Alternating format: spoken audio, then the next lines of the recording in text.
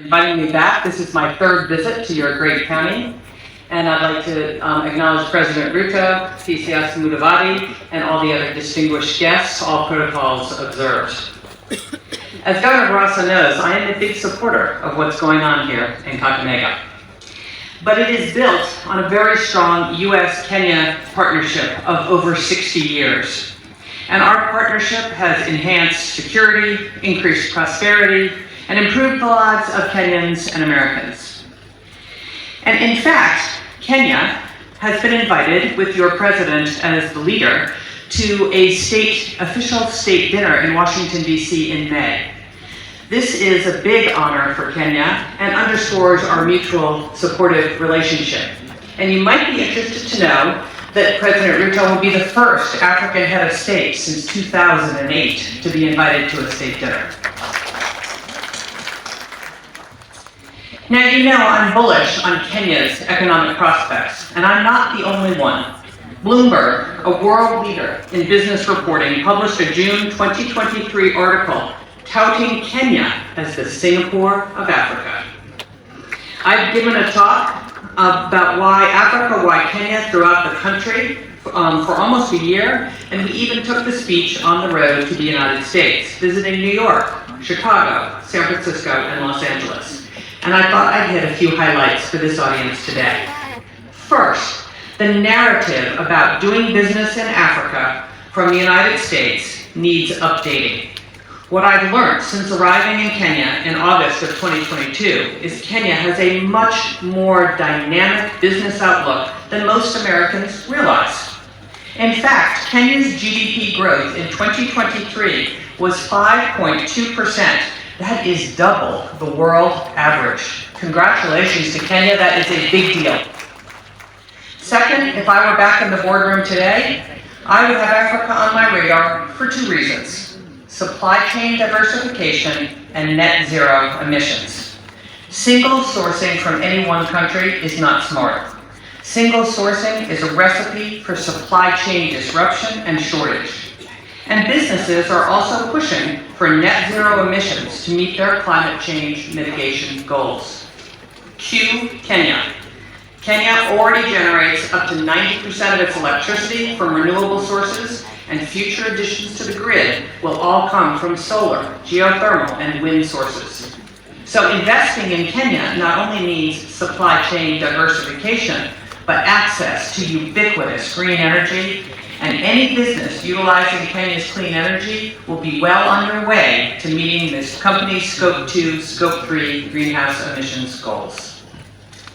So let me back up a minute. Why Africa? As many of you know, by 2050, 1 in 4 humans, a quarter of the world's population, and 1 in 3 working-age people will live in Africa. Africa is a young continent, the youngest in the world, with 60% of its population under 25. Africa is the largest emerging market. It offers the next big prospects for supply chain diversification and expansion of a customer base, much like Southeast Asia experienced 20 years ago. In fact, Africa reminds me of Southeast Asia a number of years ago, and along with it, that incredible opportunity.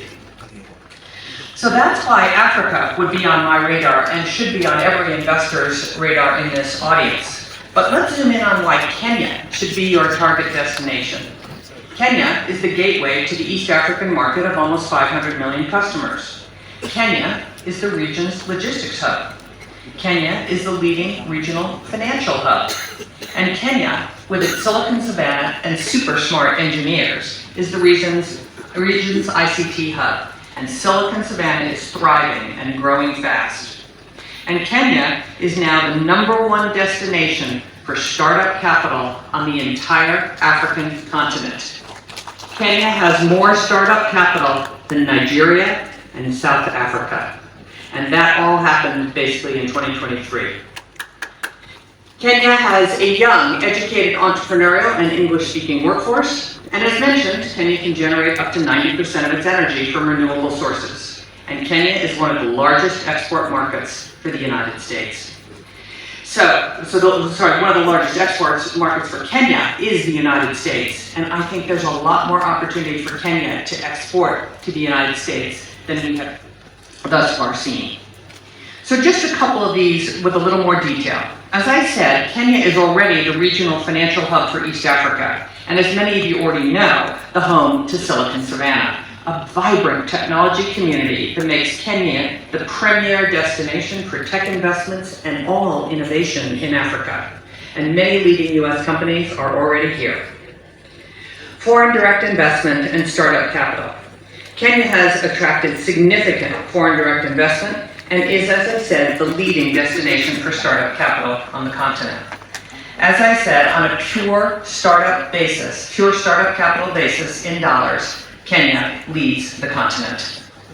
And from a workforce perspective, Kenya is English speaking. As I said, every firm I have spoken to, and I speak to all the foreign direct investors here, they rave about the quality of the Kenyan workforce. I was speaking to an apparel manufacturer the other day who is a global, in fact, the largest apparel cut and sew operation in the world. They said Kenya is their best workforce in the world of 42 countries. So why Kakamega? Finally, I really want to highlight its potential for economic development. As you've already heard from Governor Barasa today, the Kakamega investment strategy is focused on agriculture and industries that support agriculture.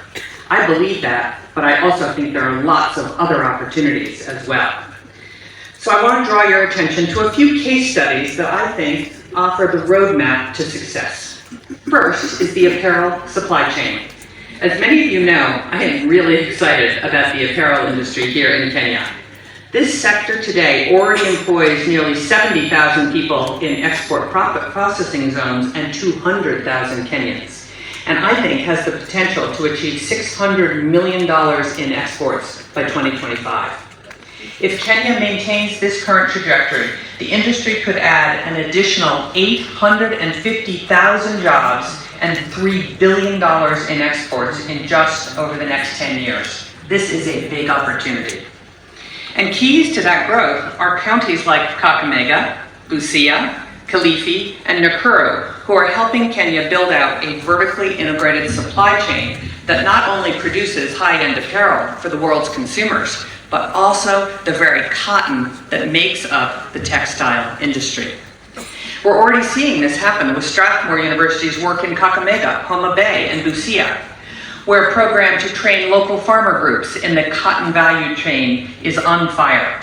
As farmers' capacity has increased, so has sales, and cotton sales have jumped an additional 20% just year to date. And investors are taking notice. Cooperative Bank, for example, has already invested over 100 million shillings into the sector, and I'm sure many will follow suit. Now, apparel is not the only area of innovation, not by a long shot.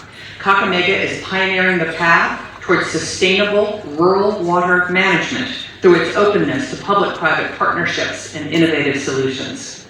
Through a partnership with Rural Water Management Solutions called RUWASCO for short, people love their acronyms here, and support of USAID's Western Kenya Water Project, the country is revolutionizing its water supply systems with cutting-edge technologies like Steam Cloud digital billing platform. This approach has significantly improved operational efficiency, revenue collection, water service delivery, and it's showcasing Kakamega's commitment to leveraging technology and professional expertise to enhance the quality of life in rural communities. It's another very big idea. Honey. An innovative company investing in Kakamega is The Hive.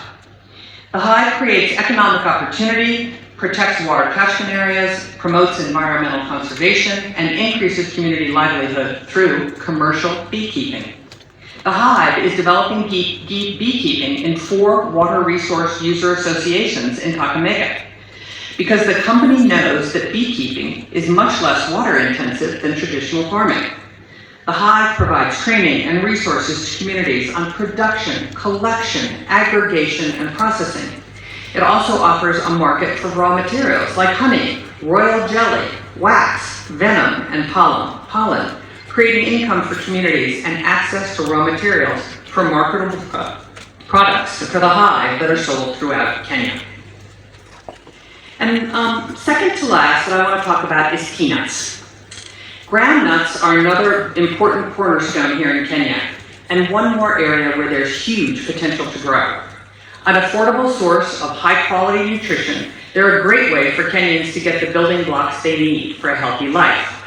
And the numbers don't lie. Over $100 million worth of groundnuts are imported into East Africa every year.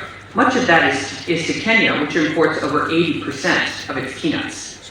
So this shows market demand, but Kenya has an opportunity to grow peanuts right here in Kakamega and save on foreign exchange by not importing peanuts. Why is Kenya importing peanuts? You should grow it right here.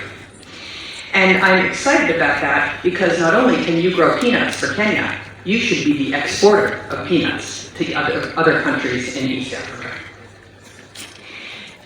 And then this is another exciting story. Sometimes you don't know what idea is going to lead to an even better idea. USAID is partnering with a company called Delish and Nutri to not only dramatically expand the quantity and quality of groundnut production here in Kakamega, but also have innovated a new product like peanut powder. Peanut powder, a first in the national market. And peanut powder is set to create nearly $500,000 worth of groundnuts next year and employ over 1,000 farmers. So you never know what you're going to find when you decide to go after something like peanuts. And then last but not least, something you all know, last October 24th, the governor and I were here to celebrate Regen Organics' groundbreaking on their new waste treatment plant here in Kakamega. The ramping up of that plant begins in full force next week, creating over 500 jobs for the county. And in addition, Regen's partner organization, Fresh Life, has developed a plan to also begin collecting waste in Kakamega, as it does in Nairobi and Kisumu, which will increase its fertilizer and insect-based protein production here as well. So Governor, again, congratulations on getting Regen Organics. It was a competitive bid, and your governor won. So there are many other opportunities for investment in Kakamega. Areas like mining, hospitality and ecotourism, sugar, electronics manufacturing, motorcycle assembly, and edible oils, to just name a few. And I am so excited for all that you have going on here. So as many of you know, I've had the privilege of traveling around this wonderful country, and I have seen the entrepreneurial spirit of the Kenyan people. Investment summits like this one are instruments in developing business opportunities and growing prosperities. Kenya is open for business. Kakamega is open for business. And this is the moment to ask yourself, if you're an investor, is there a possibility to expand into Kakamega? And I can assure you, if there is, the governor and his team will welcome you with open arms. So go Kakamega, asante sana, and have a great conference. Thank you very much.